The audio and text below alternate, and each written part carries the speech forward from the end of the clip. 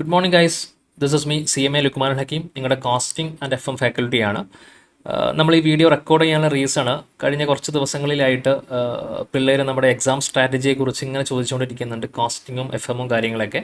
അപ്പോൾ നമ്മൾ first കോസ്റ്റിങ്ങിൻ്റെ exam സ്ട്രാറ്റജിയാണ് provide ചെയ്യാൻ പോകുന്നത്. ഓൾറെഡി നമ്മുടെ ഓൺലൈൻ ക്ലാസ്സിൽ പിള്ളേർക്ക് അതേപോലെ തന്നെ ഓഫ്ലൈൻ ക്ലാസ് എടുക്കുന്ന ബാച്ചസിലൊക്കെ നമ്മൾ ഡിസ്കസ് ചെയ്യാറുണ്ട് ഇത്.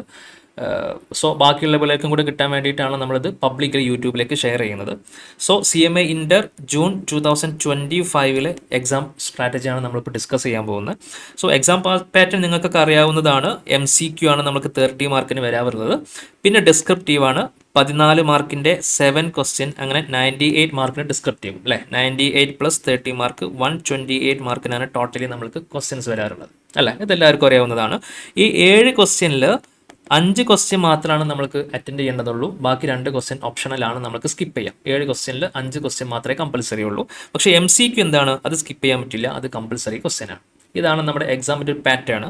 ഇനി നമ്മൾ കമ്പൽസറി ആയിട്ടും പഠിക്കേണ്ട ചാപ്റ്റേഴ്സ് ഏതൊക്കെയാണ്? സാർ, എനിക്കൊരു 70+ മാർക്ക് മേടിക്കണം, അല്ലെങ്കിൽ ഒരു 70 മാർക്കിൽ കൂടുതൽ എനിക്ക് അറ്റൻഡ് ചെയ്യണം, അതിന് ഞാൻ ഏതൊക്കെ ചാപ്റ്റേഴ്സാണ് പഠിക്കേണ്ടത്? സോ അതിന് ആൻസർ നമുക്ക് പറയാൻ പറ്റുന്നത്, നിങ്ങൾ ഇമ്പോർട്ടൻ്റ് ആയിട്ട് പഠിക്കേണ്ട chapters material, labour, overhead.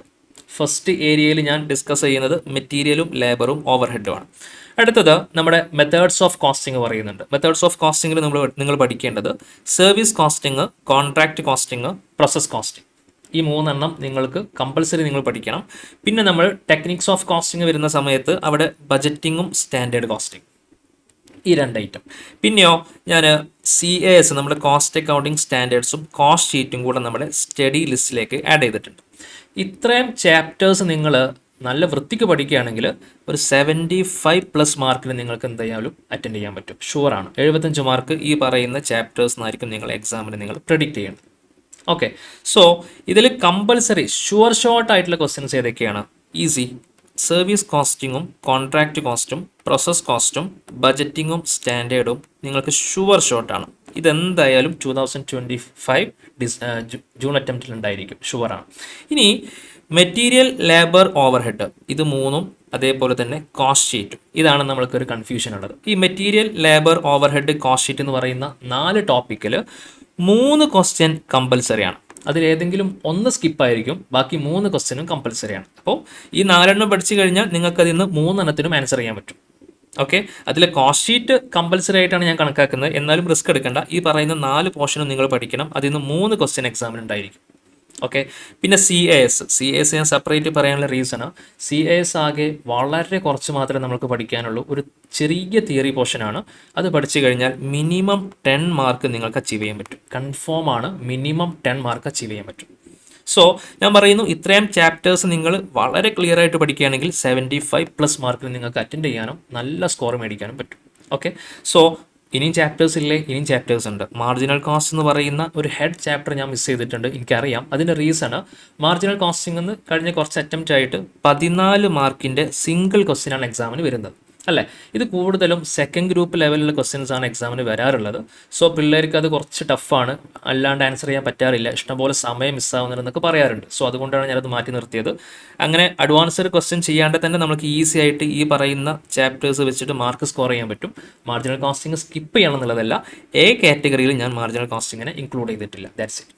Okay, so next നമ്മൾക്ക് എക്സാം പാറ്റേൺ ഒന്ന് ഡിസ്കസ് ചെയ്യാം. ക്വസ്റ്റ്യൻ നമ്പർ 1 ഓൾറെഡി നമ്മൾ പറഞ്ഞിട്ടുണ്ട്, MCQ ആണ്, 30 മാർക്കിൻ്റെ ക്വസ്റ്റ്യൻ ആണ്. അതിൽ നമുക്ക് ഒബ്ജക്റ്റീവ് ക്വസ്റ്റ്യൻസ് ആയിരിക്കും, 2 മാർക്കിൻ്റെ ക്വസ്റ്റ്യൻ ആയിരിക്കും. അത് നമുക്ക് അങ്ങനെ ഓപ്ഷണലൊന്നുമില്ല, ആൻസർ ചെയ്യൽ കമ്പൽസറിയാണ്, എന്നാൽ മാത്രമേ മാർക്ക് കിട്ടും.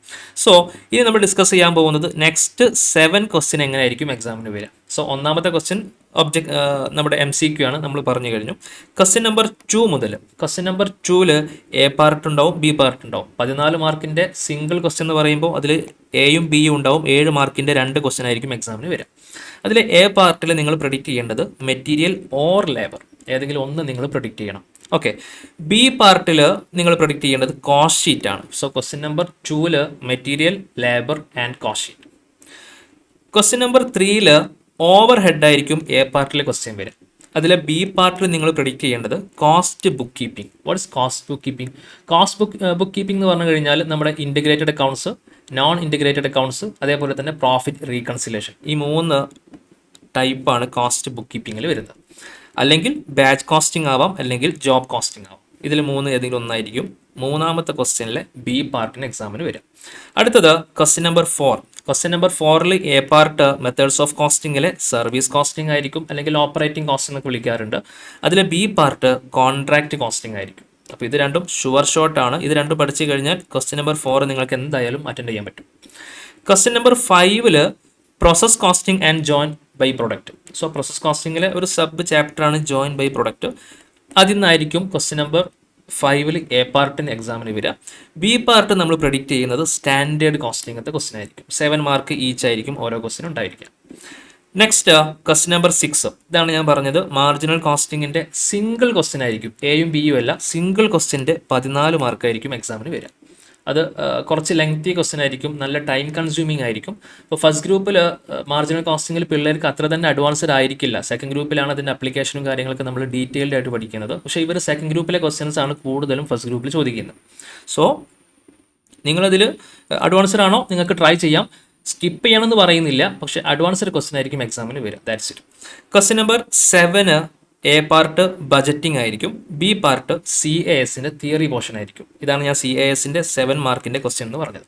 Okay, so question number 8 completely theory പോർഷനാണ്. അതിൽ പ്രോബ്ലം ഉണ്ടാവില്ല. ലാസ്റ്റ് ക്വസ്റ്റ്യൻ ആ സ്ലോട്ട് മുഴുവനായിട്ടും തിയറി ആയിരിക്കും. അതിൽ A ഉണ്ടായിരിക്കും, B ഉണ്ടായിരിക്കും, C ഉണ്ടായിരിക്കും. 3 എണ്ണമായിട്ടാണ് വരിക അല്ലേ. 2, 3, 4 പ്രെഡിക്റ്റ് ചെയ്യാം, പക്ഷേ മുഴുവനായിട്ടും തിയറി ആയിരിക്കും. അത് ഞാൻ കൂടുതൽ പ്രെഡിക്റ്റ് ചെയ്യുന്നത് അത് നമ്മുടെ സ്റ്റഡി മെറ്റീരിയലിൽ എവിടെ നിന്നും ആവാം. പക്ഷേ കുറച്ചും കൂടെ സാധ്യത കാണുന്നത് ഒന്ന് കോസ്റ്റ് അക്കൗണ്ടിങ് സ്റ്റാൻഡേർഡ്സിൽ ഒരു ക്വസ്റ്റിനും കൂടെ ചോദിക്കാം. ഒരു ക്വസ്റ്റ്യൻ ഓൾറെഡി ചോദിച്ചിട്ടുണ്ട്, പക്ഷേ ഒരു ക്വസ്റ്റിനും കൂടെ ചോദിക്കാം. രണ്ടാമത് ബേസിക്സ് ഓഫ് കോസ്റ്റിംഗ്, നമ്മുടെ ഫസ്റ്റ് ചാപ്റ്റർ ഇൻട്രൊഡക്ഷൻ്റെ ചാപ്റ്ററിൽ നിന്ന് ആയിരിക്കാം. മൂന്നാമത് മെറ്റീരിയൽ ചാപ്റ്റർ. നാലാമത് കോസ്റ്റ് ബുക്ക് കീപ്പിംഗ്. ഞാൻ പറയുന്നു ഈ 4 ചാപ്റ്ററിൽ 2 ക്വസ്റ്റ്യൻ നിങ്ങൾക്ക് എന്തായാലും പ്രെഡിക്റ്റ് ചെയ്യാം. 3 ക്വസ്റ്റ്യനാണ് നമുക്ക് ആവശ്യമുള്ളത്. ക്വസ്റ്റ്യൻ നമ്പർ 8ൽ 3 ക്വസ്റ്റ്യൻ ആയിരിക്കും ഉണ്ടാവുക. അതിൽ 2 ക്വസ്റ്റ്യൻ നിങ്ങൾക്ക് ഈ പറയുന്ന 4 ചാപ്റ്റേഴ്സിൽ നിന്ന് കിട്ടേണ്ടതാണ്. ഓക്കെ, സോ ഇതാണ് നമ്മൾ ജസ്റ്റ് അതിൻ്റെ പാറ്റേൺ ആയിട്ട് നമ്മൾ കണക്കാക്കുന്നത്. ചെറിയ ചേഞ്ചസ് ഒക്കെ ഉണ്ടാവാം, എന്നാലും കൂടുതലും ഈ പാറ്റേൺ ആയിരിക്കും എക്സാമിന് മിക്കവാറും വരാനുള്ള പോസിബിലിറ്റി. സോ എനിക്ക് ഫസ്റ്റ്ലി പറയാനുള്ളത്, നിങ്ങൾ ഈ ചാപ്റ്റേഴ്സ് പഠിക്കൽ കമ്പൽസറി ആണ്. ഇതിൽ ഒന്നുപോലും സ്കിപ്പ് ചെയ്യരുത്. ഇത് കമ്പൽസറി ക്വസ്റ്റ്യൻ ആണ്, ഷുവർ ഷോട്ടാണ്. ഇത് സ്കിപ്പ് ചെയ്യാൻ പാടില്ല. ഇത് മാത്രമാണോ സാറ് പഠിക്കേണ്ടത്? അല്ല, നിങ്ങൾ എല്ലാ ചാപ്റ്റേഴ്സും കംപ്ലീറ്റ് ചെയ്യണം. ഒട്ടും റിസ്ക് എടുക്കാണ്ട് എക്സാമിന് പോകുന്നതാണ് ഏറ്റവും ബെറ്റർ ഓപ്ഷൻ. പക്ഷേ നിങ്ങൾക്ക് ടൈം കുറവാണ്, വളരെ കുറച്ച് സാറേ പഠിക്കാൻ പറ്റുന്നുള്ളൂ, ബോത്ത് എഴുതുന്നുണ്ട്, പ്രിപ്പറേഷന് സമയം കുറവാണ്, അങ്ങനെയൊക്കെ ആണെങ്കിൽ നിങ്ങൾ കുറച്ചും കൂടെ സ്ട്രാറ്റജി പ്ലാൻ ചെയ്യുന്നുണ്ടെങ്കിൽ ഈ ചാപ്റ്റേഴ്സാണ് നിങ്ങൾ ഫസ്റ്റ് പ്രിഫറൻസ് കൊടുക്കേണ്ടത്. എന്നിട്ടാണ് നിങ്ങൾ മാർജിനൽ കോസ്റ്റിംഗ് ആയാലും ജോബ് കോസ്റ്റിംഗ് ആണെങ്കിലും ബാച്ച് കോസ്റ്റിംഗ് ഒക്കെ പഠിക്കേണ്ടത്. അതിനൊക്കെ പോസിബിലിറ്റി ഉണ്ടോ? അതിനൊക്കെ പോസിബിലിറ്റി ഉണ്ട്. ക്വസ്റ്റ്യൻ നമ്പർ 3ൽ നമ്മൾ പറഞ്ഞിട്ടുണ്ട്, ഒന്നെങ്കിൽ കോസ്റ്റ് ബുക്ക് കീപ്പിംഗ് ആയിരിക്കാം, അല്ലെങ്കിൽ ബാച്ച് കോസ്റ്റ് ആയിരിക്കാം, ജോബ് കോസ്റ്റിംഗ് ആയിരിക്കും. പക്ഷെ അതൊരു ഷുവർ ഷോട്ട് ക്വസ്റ്റ്യൻ ആണോ? അല്ല, 3 ഓപ്ഷൻസ് ഉണ്ട്, അതിലേതും ആവാം അല്ലേ. പക്ഷേ നമ്മുടെ സർവീസ് കോസ്റ്റിങ്ങും കോൺട്രാക്ട് കോസ്റ്റിങ്ങും അങ്ങനെയാണോ? അല്ല, അത് ഷുവർ ഷോട്ടാണ്, അത് വന്നിരിക്കും. അപ്പോൾ നമ്മൾ ഫസ്റ്റ് പ്രിഫറൻസ് കൊടുക്കേണ്ടത് എന്തായാലും എക്സാമിന് വരുന്ന ചാപ്റ്റേഴ്സ് ഏതൊക്കെയാണോ അതാണ് നമ്മൾ ഫസ്റ്റ് പ്രിഫറൻസ് കൊടുക്കേണ്ടത്. ഓക്കെ ആണോ? സോ ഇത്രയാണ് നമുക്ക് വീഡിയോയിൽ ഡിസ്കസ് ചെയ്യാനുള്ളത്. ഇത് പഠിക്കാൻ മറക്കരുത്. ആൻഡ് MCQ സെഷൻ നിങ്ങൾ പഠിക്കേണ്ടത്, നമുക്ക് ICMI പ്രൊവൈഡ് ചെയ്യാറുള്ള MCQ സെറ്റ് ഉണ്ട്, അത് പഠിക്കണം. ഓരോ ചാപ്റ്റേഴ്സിൻ്റെയും ലാസ്റ്റ് MCQ അവർ പ്രൊവൈഡ് ചെയ്യാറുണ്ട്, അത് നിങ്ങൾ നോക്കണം. വർക്ക് ബുക്കിൽ MCQs കംപ്ലീറ്റ് ചെയ്യണം. ദാറ്റ് മീൻസ് ഏതെങ്കിലും രീതിയിൽ അവർ പ്രൊവൈഡ് ചെയ്യുന്ന MCQs ഉണ്ടെങ്കിൽ അത് മുഴുവനും നിങ്ങൾ കംപ്ലീറ്റ് ചെയ്യണം. ഒരു മിനിമം ക്വാണ്ടിറ്റി മാർക്കെങ്കിലും അതിൽ നിങ്ങൾക്ക് സ്കോർ ചെയ്യാൻ പറ്റും. ഓക്കെ, സോ കോസ്റ്റിങ്ങിൽ ഇത്രയാണ് നമുക്ക് ഡിസ്കസ് ചെയ്യാനുള്ളത്. So all the best for your exam. അടുത്തിട്ടുണ്ട്, ജസ്റ്റ് 10 to 12 ഡേയ്സ് മാത്രമേ എക്സാമിനുള്ളൂ. നല്ല ടൈം കൺസംഷൻ കൊടുക്കുക, ഇഷ്ടംപോലെ സമയം ഇരുന്ന് പഠിക്കുക. All the best. Thank you.